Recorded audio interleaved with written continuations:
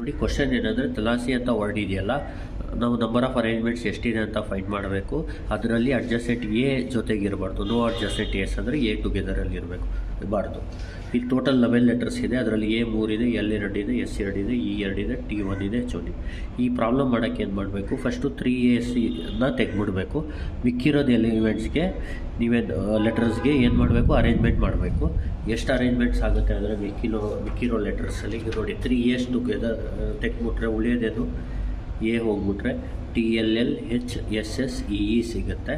ಈಗ ಈ ಲೆಟರ್ಸ್ನ ಅರೇಂಜ್ಮೆಂಟ್ ಮಾಡೋದು ಯಾವ ಥರ, 8 ಫ್ಯಾಕ್ಟೋರಿಯಲ್ ಡಿವೈಡೆಡ್ ಬೈ ಇಲ್ಲಿ L 2 ಇರುತ್ತೆ, S 2 ಇರುತ್ತೆ, 2 ಇರುತ್ತೆ, E 2 ಇರುತ್ತೆ, 1 T 1 H ಇರುತ್ತೆ. ಅದನ್ನ ಡಿವೈಡ್ ಮಾಡಿಬಿಟ್ರೆ 5040 ಅರೇಂಜ್ಮೆಂಟ್ಸ್ ಆಗುತ್ತೆ. ಈಗ ಏನಂದರೆ ಈ ಎನ ಈ 8 ಎಲಿಮೆಂಟ್ ಇದೆಯಲ್ಲ, 8 ಎಲಿಮೆಂಟು ಅಕ್ಕಪಕ್ಕದಲ್ಲಿ ಹಾಕ್ಬೋದು. ಆವಾಗ ನಿಮಗೆ ಇಲ್ಲಾಂದರೆ ಲೆಫ್ಟ್ ಸೈಡ್ ಇಲ್ಲಾಂದ್ರೆ ರೈಟ್ ಸೈಡ್ ಹಾಕಿದ್ರೆ ನಿಮಗೆ ಎ ಟುಗೆದರ್ ಬರೋಲ್ಲ.